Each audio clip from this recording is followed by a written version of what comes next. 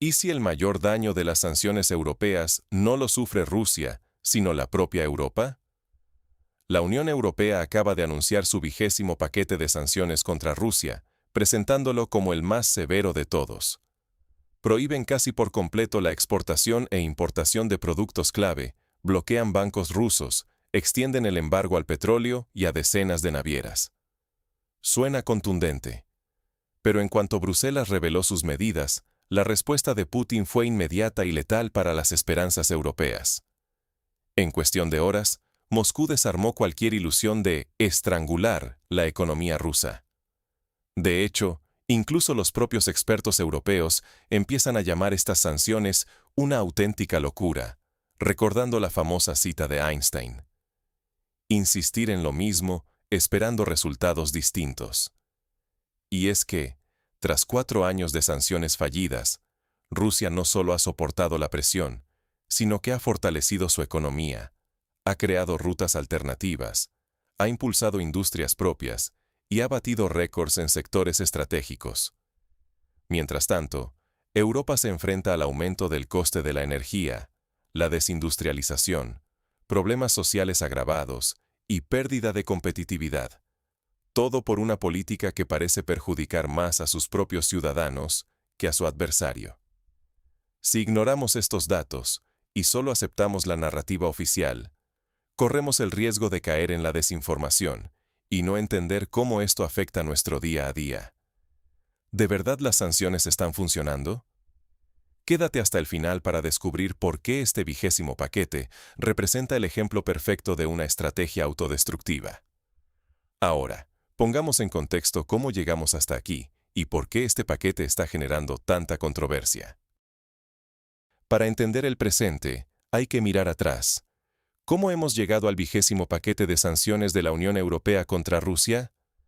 La respuesta nos obliga a retroceder hasta 2014, cuando la reunificación de Crimea sacudió la geopolítica europea y marcó el inicio de una estrategia de presión económica que a día de hoy parece más obsesiva que efectiva. En aquel entonces, la UE reaccionó con lo que muchos presentaron como medidas contundentes. Sanciones económicas dirigidas a debilitar la economía rusa, limitar su acceso a los mercados internacionales y, en última instancia, forzar un cambio de rumbo en el Kremlin.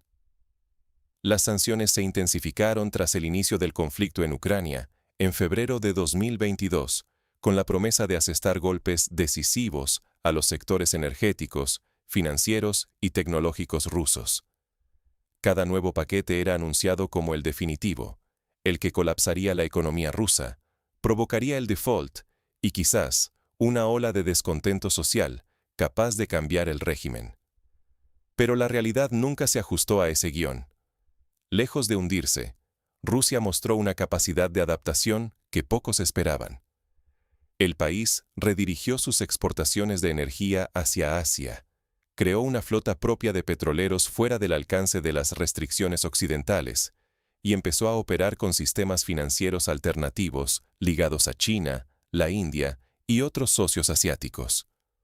Los intentos de la UE y el G7 de imponer un tope al precio del petróleo ruso, como el fijado en $60 por barril en diciembre de 2022, fueron directamente ignorados.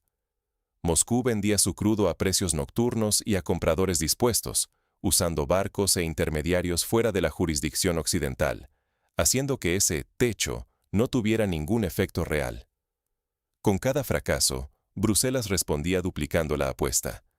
Más restricciones, más empresas y bancos rusos en las listas negras, nuevas prohibiciones a servicios logísticos, financieros y técnicos relacionados con el petróleo y el gas.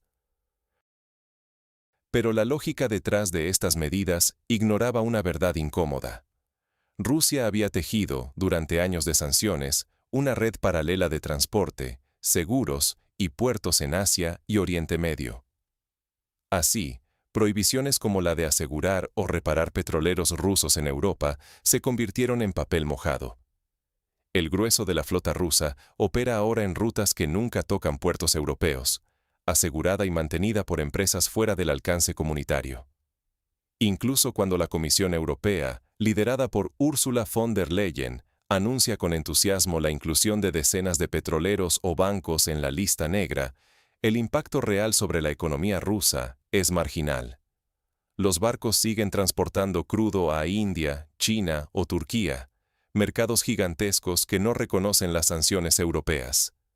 Lo que sobre el papel parece una escalada implacable, en la práctica es ignorado por la mayoría de la economía global, dejando a Europa atrapada en un bucle sancionador cada vez más autodestructivo. Ignorar este contexto es peligroso. Significa no ver la magnitud del error estratégico europeo y las consecuencias directas para la economía y el bienestar de sus ciudadanos. Ahora que entendemos la trayectoria y la lógica detrás de estos paquetes de sanciones, es momento de analizar a fondo el contenido y los mecanismos específicos del 20º paquete. ¿Realmente puede marcar la diferencia? ¿O es solo más de lo mismo? ¿En qué consiste realmente este nuevo paquete de sanciones y cuáles son sus puntos débiles? Veamos punto por punto para entender por qué, lejos de ser un golpe mortal para Rusia, el 20º paquete de la Unión Europea termina pareciendo un gesto simbólico más que una verdadera amenaza. El corazón de este paquete es la prohibición total al transporte marítimo de petróleo ruso, una medida que busca reemplazar el anterior tope de precios, el cual ya había fracasado en la práctica. La lógica es simple. Si Europa no transporta ni asegura el petróleo ruso, Moscú no podrá exportar y su economía sufrirá. Pero la realidad es que Rusia, anticipando este movimiento, ha construido su propia red de petroleros, seguros marítimos, puertos y rutas alternativas. Hoy, gran parte del crudo ruso navega rumbo a Asia, principalmente China e India, en barcos que no dependen de servicios europeos. Incluso si la UE intenta vetar el mantenimiento de los rompehielos rusos en sus puertos, clave para los proyectos energéticos del Ártico, como Yamal LNG, Rusia ya está desarrollando infraestructura propia en Murmansk y recurre a astilleros asiáticos. Es decir, el bloqueo europeo puede retrasar operaciones, pero no las detiene. Moscú tiene la tecnología, los recursos y, sobre todo, la voluntad política para seguir adelante. Otro eje central es la ampliación de la lista negra de petroleros y de compañías energéticas rusas. A simple vista suena formidable, pero en la práctica, los actores rusos y sus socios han descubierto cómo sortear estas restricciones. El mercado global, especialmente en Asia, está dispuesto a ignorar las sanciones occidentales si el precio y la estabilidad del suministro les conviene. Por eso, la amenaza de quedarse aislada ha terminado por fortalecer la reputación de Rusia como proveedor confiable fuera de Occidente. El paquete incluye también el bloqueo a 20 bancos regionales rusos y nuevas restricciones sobre las criptomonedas. La idea europea es endurecer aún más el cerco financiero, dificultando las transacciones internacionales y el acceso a divisas. Pero aquí también la realidad desmiente a la teoría. Los grandes bancos rusos, como Sberbank y VTB, fueron excluidos del sistema SWIFT hace tiempo. Sus activos en Occidente están congelados. Pero Rusia ha respondido desarrollando alternativas, sistemas propios de mensajería financiera, el SPFS, su versión del SWIFT, y acuerdos de pagos en monedas nacionales con China, India, Irán o Turquía. A esto se suma el creciente uso de criptomonedas y la creación del rublo digital, todo lo cual permite mantener operativas las transacciones con decenas de países que simplemente no reconocen ni aplican las sanciones de la UE. El resultado es paradójico. La obsesión europea por el aislamiento financiero está impulsando la construcción de una arquitectura paralela que erosiona la hegemonía del dólar y del euro a nivel global. Las restricciones adicionales sobre exportaciones e importaciones, como metales, productos químicos y elementos críticos, tampoco logran el efecto deseado. La UE anuncia con bombo y platillo un bloqueo a exportaciones por valor de 360 millones de euros anuales e importaciones de hasta 570 millones. Sin embargo, si lo ponemos en contexto, el volumen total de comercio exterior ruso supera los 800.000 millones de dólares al año, Es decir, estas nuevas sanciones representan menos del 0,1% del total comercial ruso, una gota en el océano. Además, Rusia ya reorientó sus flujos comerciales hacia Asia, donde la demanda es enorme, y los productos europeos han sido reemplazados fácilmente por alternativas chinas, indias o turcas, muchas veces más competitivas en precio y calidad. Incluso los propios analistas europeos empiezan a reconocer lo absurdo de la situación. En muchos círculos, estas sanciones se describen ya no como una herramienta de presión real, sino como una especie de sátira grotesca. Europa repite medidas que no funcionan, esperando resultados diferentes, mientras la economía rusa se adapta y encuentra nuevas oportunidades. Más aún, cada nueva sanción parece reforzar la resiliencia interna de Rusia y su integración con el mundo no occidental. Pero aquí está el verdadero riesgo. Si sobreestimamos el impacto de estas sanciones, subestimamos la capacidad de adaptación rusa y, lo que es peor, ignoramos los daños que esta política está causando a Europa misma. Porque mientras Bruselas endurece el discurso y se aplaude por cada nueva restricción, la economía europea sufre efectos colaterales cada vez más visibles. Entonces, la pregunta es, ¿qué consecuencias tangibles han tenido estas medidas, no solo para Rusia, sino, sobre todo, para Europa? Vamos a analizarlo. Las sanciones han tenido un efecto boomerang. ¿Quién paga realmente el precio? La narrativa oficial decía que asfixiaría a la economía rusa, pero la realidad es mucho más compleja. Y para Europa, mucho más incómoda. Lejos de colapsar, Rusia no solo ha resistido, sino que ha sabido transformar los desafíos en oportunidades. Por ejemplo, sectores clave como la microelectrónica, la aviación o la industria farmacéutica, que antes dependían en gran medida de insumos y tecnología extranjeras, han recibido fuertes inversiones estatales y privadas, acelerando su desarrollo interno.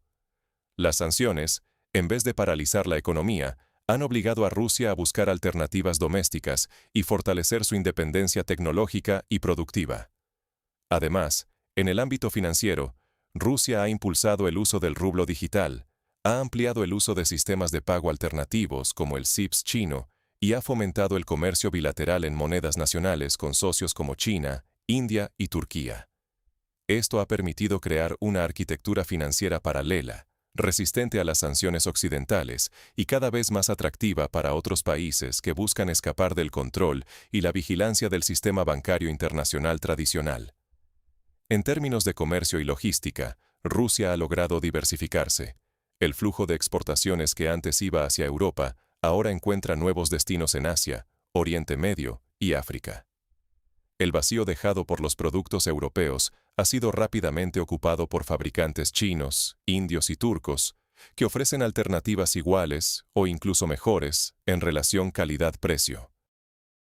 Esto ha hecho que las restricciones de la UE sean, en gran medida, simbólicas.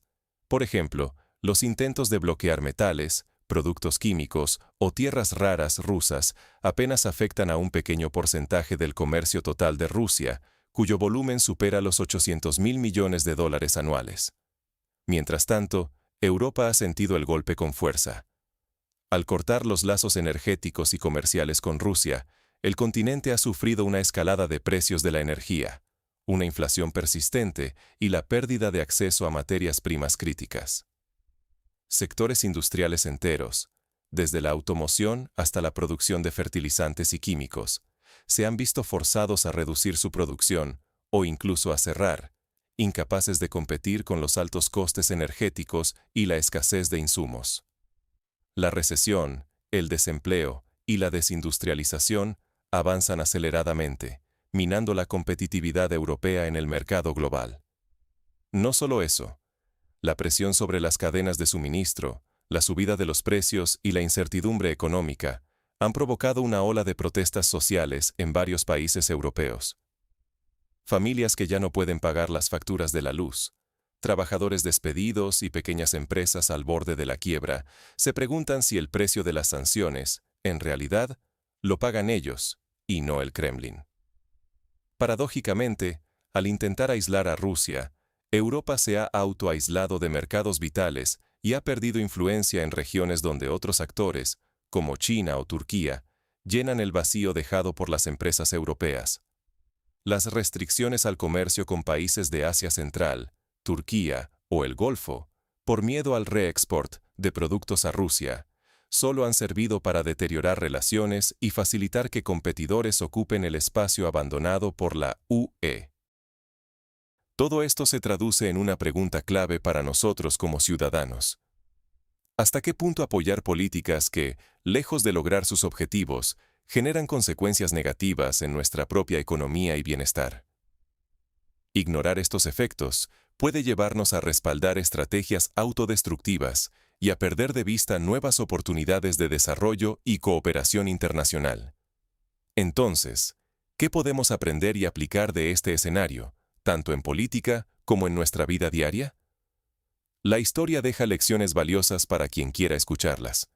Porque, aunque las sanciones de la Unión Europea pretendían ser un castigo ejemplar, el resultado ha sido casi una clase magistral sobre cómo la adversidad, bien gestionada, puede convertirse en una poderosa oportunidad. Miremos lo ocurrido. En vez de destruir la economía rusa, estas sanciones la han obligado a reinventarse. Rusia, lejos de derrumbarse, apostó por la diversificación, la autosuficiencia y el desarrollo interno. Y esa reacción no fue fruto de magia, sino de estrategia y, sobre todo, de unidad nacional. El shock inicial fue real, pero el país transformó la presión externa en combustible para potenciar su industria, sus tecnologías claves y su independencia económica. Esto es una regla de oro para cualquier país. Las crisis externas, si se encaran con cabeza fría, pueden acelerar procesos de cambio y fortalecer la soberanía nacional. Rusia lo demuestra con hechos.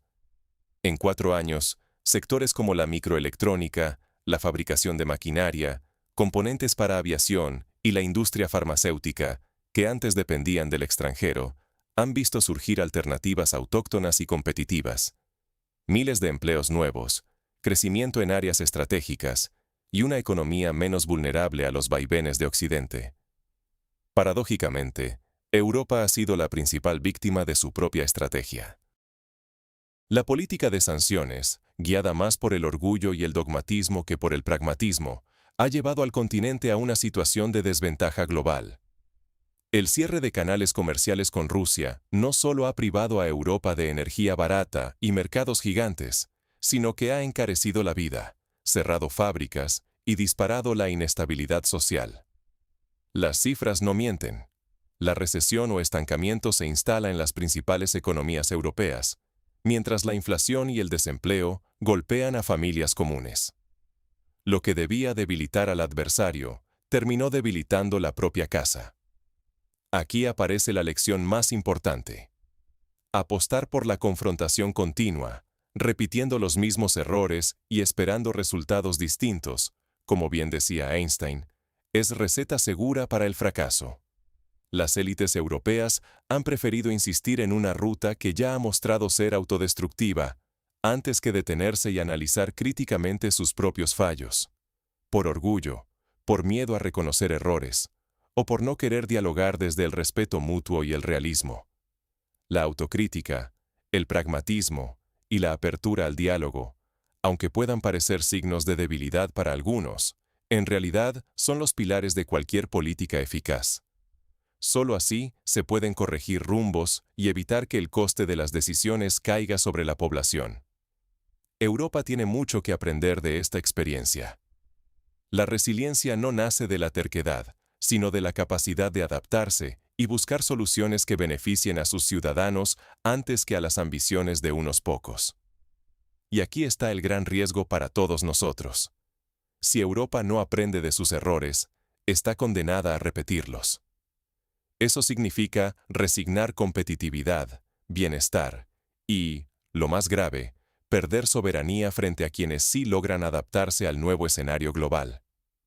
Las consecuencias ya se sienten: industrias que emigran, inversiones que huyen y un futuro cada vez más incierto para millones de europeos. Por eso, ahora más que nunca, es momento de reflexionar. ¿Seguiremos atrapados en un bucle de sanciones ineficaces y políticas que nos hacen daño? ¿O cambiaremos de rumbo antes de sufrir daños irreparables? Llegó el momento de enfrentar la realidad y plantear una reflexión crucial. La verdadera locura es insistir en el error y esperar milagros. Con el 20º paquete de sanciones, la Unión Europea no solo repite una estrategia que ya ha fracasado 19 veces, sino que profundiza la herida en su propia economía.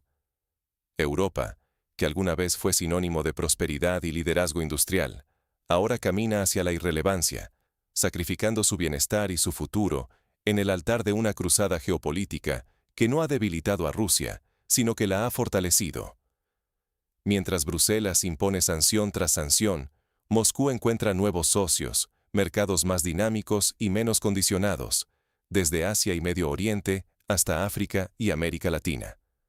La energía, la tecnología y los productos rusos se valoran y se pagan sin chantajes ni amenazas.